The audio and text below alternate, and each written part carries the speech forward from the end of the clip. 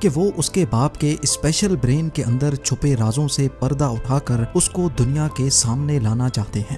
اس دن کے بعد سے شروع ہوا اس برین کا ایک لمبا ترین سفر۔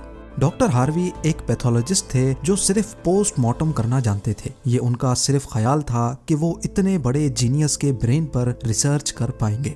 اب کنڈیشن یہ تھی کہ ڈاکٹر ہاروی پرنسٹن ہاسپٹل کی جاب سے بھی ہاتھ دھو بیٹھے تھے اور اپنے پیتھولوجسٹ کا عہدہ بھی۔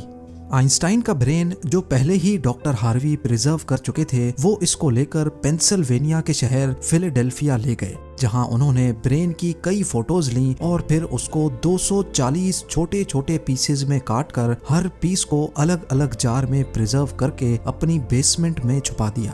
اسی مسئلے کو لے کر ڈاکٹر ہاروی کا اپنی بیوی کے ساتھ کئی بار جھگڑا ہوتا رہتا تھا، کیونکہ ان کی بیوی اکثر یہ دھمکی دیتی تھی کہ وہ اس برین کو اٹھا کر کہیں پھینک دے گی۔ ایک دن جھگڑا اتنا بڑھ گیا کہ دونوں میاں بیوی کو ڈائیورس لے کر الگ ہونا پڑا، اور ڈاکٹر ہاروی برین لے کر کینزس کے شہر وچٹا چلے گئے، جہاں وہ ایک بایولوجیکل ٹیسٹنگ لیب میں میڈیکل سپروائزر کی نوکری کرنے لگے، اور یہاں وہ اپنے فارغ ٹائم میں آئنسٹائن کے برین پر خوب اسٹڈی کرنے کی کوشش کرتے۔ اس کے بعد کئی بار وہ الگ الگ جاب چھوڑ کر مختلف شہروں میں یہ برین لے کے گھومتے رہے۔ کئی سال گزر چکے تھے، لیکن ڈاکٹر ہاروی آئنسٹائن کے برین پر کچھ خاص ریسرچ نہ کر سکے۔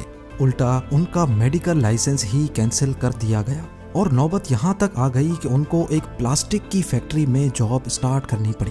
تبھی انہوں نے پہلی بار ایک اچھا فیصلہ کیا کہ وہ ان کے برین کے الگ الگ حصوں کو دنیا بھر کے بیسٹ نیورو پیتھولوجسٹ کے پاس ڈیٹیلڈ ریسرچ کے لیے بھیجیں گے۔